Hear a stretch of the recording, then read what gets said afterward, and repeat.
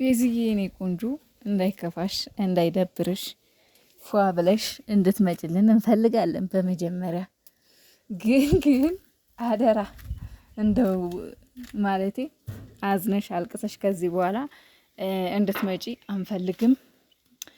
ማርኬ ደግሞ የኔ የዋህ የኔ ጅላጅል የኔ ምን ልበልህ፣ በጣም ተጃጃልክ፣ በጣም ከሚገባው በላይ። ይሄ እንደዛ አይነት ስራ እንደዛ አይነት ነገር ላንተ አይመጥንም ወንድም አለሜ። የምሬን ነው የምልህ። እኔ ማርኬን ማቀው በየዋህነቱ፣ በመልካምነቱ፣ በሴት አክባሪነቱ፣ በቃ በደርባባነቱ፣ በጨዋነቱ ነው ማቀው። እኔ እስከዛሬ ማርኬን እስከዛሬም ሳወራ ስለ ማርኬ ሳወራ ትሰማላችሁ። ብዙ ጊዜ ያው ሰራ ነበር። አሁን ይህን ሰሞን ኔትወርክ ምናምን አልመቻች ብሎኝ ነው ቶሎ ማልሰራው እንጂ የሰራ ነበር አይደል? በነ ማርኬ ራሱ በና አብርሽ ሰራ ነበር። ግን አለ አይደለ ህይወት እየተጫናችሁ ሲሄድ መቀነስ ያለባችሁን ነገር ተቀነሳላችሁና ለዛ ነው እንጂ እኔ ስለ ማርኬ አውርቼ አልጠግብም ነበረ። ስለ ማርኬ ስናገር በደስታና በኩራት ነበረ። አሁን እያደረክ ያለው ነገር ግን ኦዲየንሶችህን እያስከፋ። ይሄ በነገራችን ላይ ምርጫ ፍላጎትህ ያንተ ነው። ግን እኔ ኮሜንት የማንበብ ሱስ አለብኝ። ኮሜንት ሳነብ ግን እንዳለ ትችት ነው። ትችት ብቻ ሳይሆን ትክክለኛ ነገር ነው እየነገሩ ነው ያሉት። ተዋቁም፣ አታስከፋን፣ አታሳዝነን ማርኬ እያሉ ነው ኮሜንታተሩ በሙሉ ማለት ይቻላል። እንዳለ ኔጌቲቭ ኮሜንት ነው የሚጻፈው። ያ እያደረክ ያለው ነገር ትክክል ስላልሆነ ማለት ነው። ስለዚህ ይህን ሁሉ ቤተሰብ የሚያከብርህን በጨዋነትን፣ በመልካምነትህ፣ በደርባባነትህ፣ በሴት አክባሪነትህ፣ በሰው አክባሪነትህ፣ ለጓደኞችህ በጥሩ ጓደኝነትህ የሚያውቁህን ሰብስክራይብ ያደረጉህን ቤተሰቦችህን ከምታጣ እቺ የምትለጣጠፈዋን ሴት ወደዛ መንቅረህ ጥለህ ቤዛን ይዘህና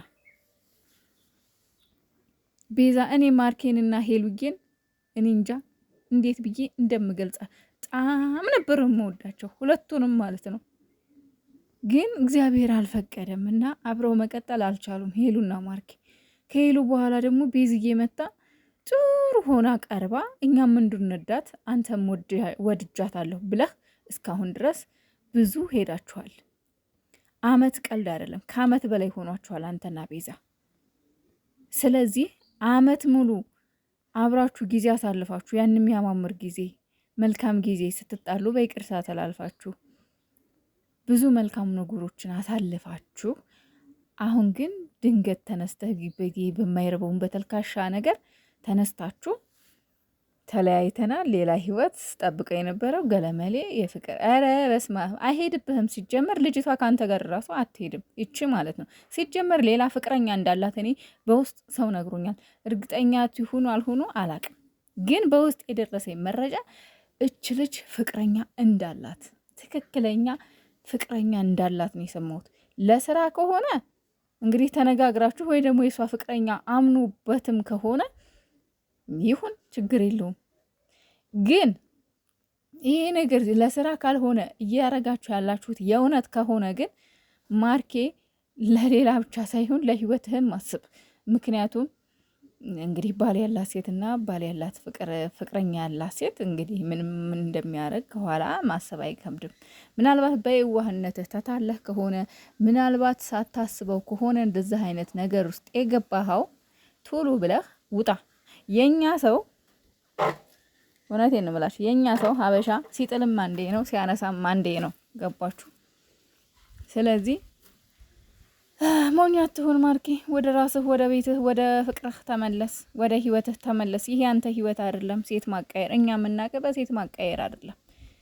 ይሄ ሁሉ ቤተሰብ ያነገሰህ ሴት በማቀያየርህ ሳይሆን ሴት በማክረበርህ፣ ሴት በመውደድህ ነው፣ ሰው በማክበርህ ነው እንጂ ሴት ማቀየር አይደለም። ሲጀመር ምንድነው እንደዛ እኔ እንጃ። እኔ ይቅርታ አድርጉልኝና ማለት ነው ዩቲዩበሮች፣ እኔ የውሸትም ለስራም ቢሆን እኔ ከሴት ጋር የሚተሻሹት የሚተቃ እንዴ ምንድነው? ኮትህን አውጥተህ ራሷ እንዴ ኮትህ እኮ ላብህ ነው እኮ ማርኬ። እሷ ደግሞ ራቁቷን ናት ከወገቧ በላይ ማለቴ ከትከሻዋ በላይ ራቁቷን ናት አይደለም። ላብህን እኮ አንዘተህ አለበስካት።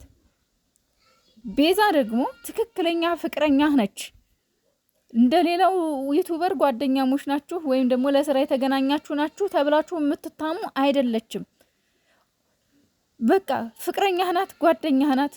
እንዴ የሴትነት ወጉ ይዟት ያን ጊዜ ማለት ነው የፍቅር ጥያቄ ስትጠይቃት ተንበርክካ አይ ቆይ ማሰብ አለብኝ ብላ ይህን ያለችበት ደግሞ የሴትነት ወግ ይዟት ነው። በቃ ሴቶች ለትዳር ወይም ለፍቅር ሲጠየቁ መግደርደር አለ አይደለ?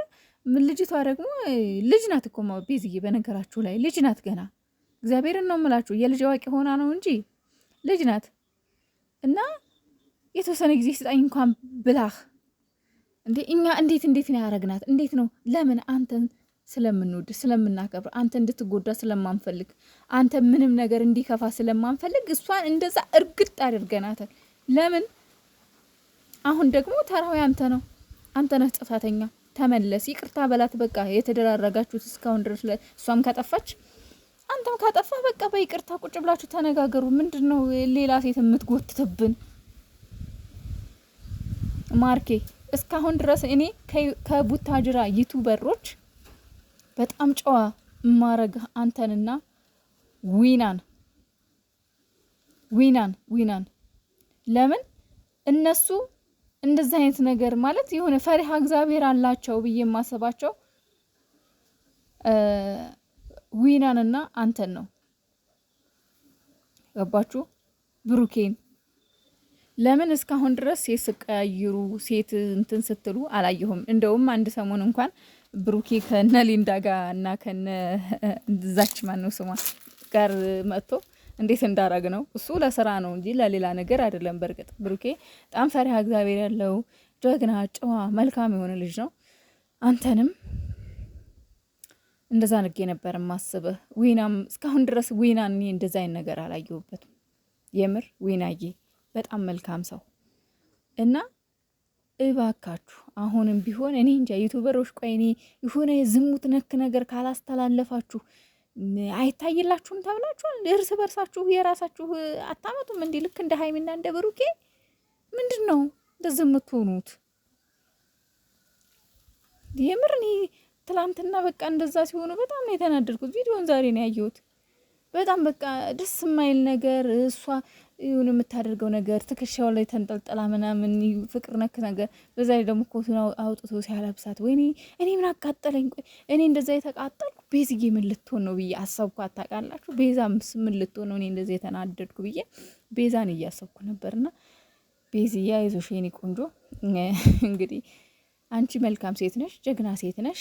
ማርኬም ወደ ራሱ ይመለሳል ብዬ አስባለሁ እንጂ በዚህ ሁኔታ የሚቀጥል አይመስለኝም።